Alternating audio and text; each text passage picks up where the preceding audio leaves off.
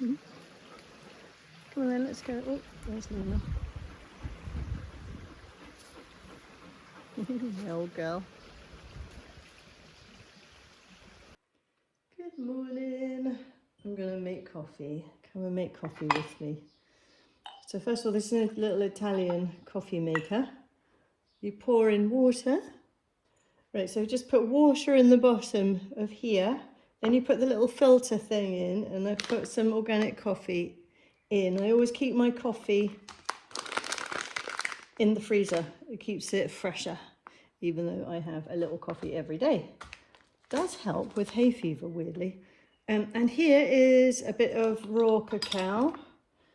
I love a little bit of a mocha flavour, so I just put about a teaspoon of that in there, like so. And then you just wind her up like this, and then put it on the flame. It takes a little while. It takes a while to light my stove. And then we just wait patiently.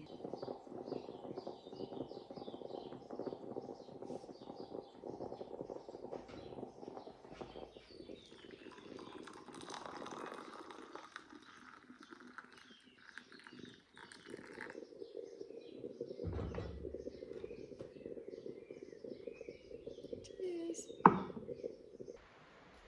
Such a beautiful day today.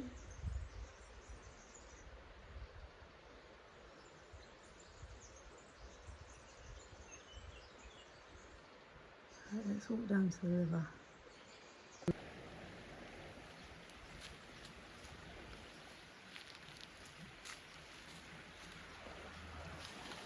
Wow, look how much algae there is.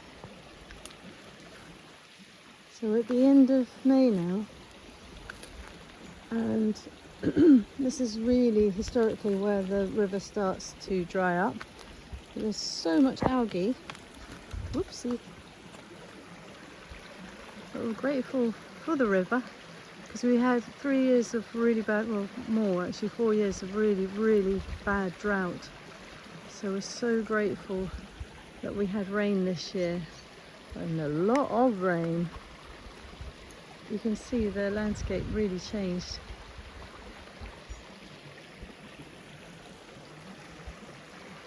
Oh, so peaceful.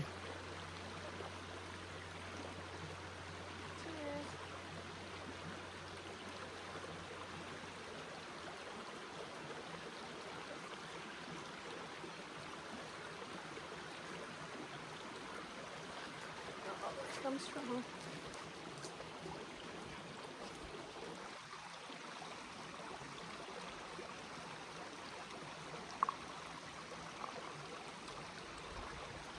When I lived in Brighton, oh actually in London as well, we had these weeds, these Jurassic weeds, and they were called, well, they're horsetail. And I thought, oh, they're such a pain, it's really difficult to get rid of. And then, since living here, I found out you can actually eat them in small doses, because obviously they contain tons of minerals and especially silica. So we can utilise them, but you obviously don't want to go too crazy on them, like everything. Oh look, and you get the roots here. Got dirt in my eye.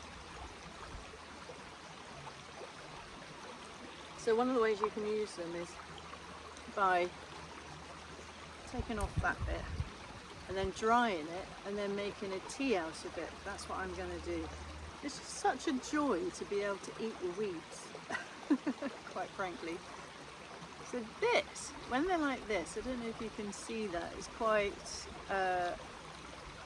it looks a bit like an asparagus.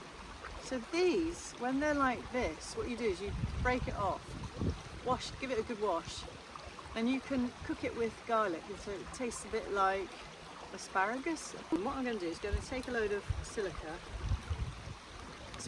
horsetail, and give them a good wash, and then I'm going to dry them, and then I am going to make tea out of them.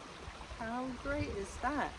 so that whenever my hair feels a bit sort of dry and horrid, which it will do very soon because it's summertime, I can just have a cup of horsetail every now and again. Apparently it's very good as well for your skin, so if you have a bath, you can just put this in the bath as well, and it's very good for softening the skin, which again is what we all need, especially at this time of my life. Who knew? Who knew that this weed would actually be edible and you can make tea out of it? Again, I want to say I'm not a herbalist, but I do know that with all natural herbs and weeds, and just use them with caution. And if you have any health issues where you can't have silica, obviously don't go near them. Oh, look at this. Great. So I'm going to go and dry these out, put them on a tray, dry them out in the sunshine, and then make a tea out of them. See how it goes.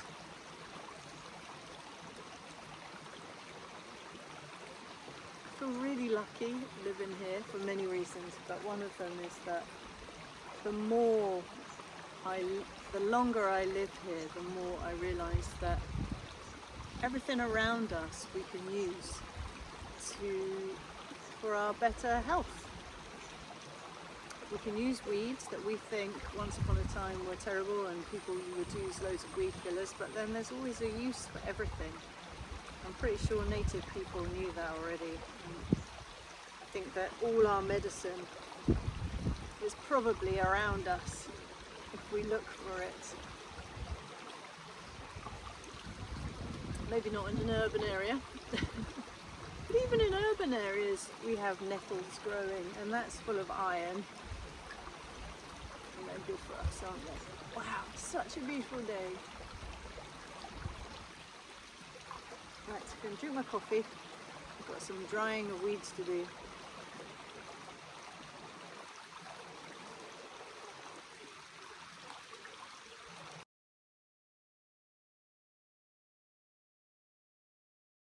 Here is the horsetail. Quite crunchy now. It's pretty dry. Just left it in the Spanish sun for a couple of hours. I'm just going to leave it for a little bit more, another couple of hours, so it's like super dry. And then I think I'm going to mix it with mint, fresh mint, to make a tea. I think that'll be quite nice. Well, I reckon it will probably store quite well in a dry container. Ooh, love experimenting.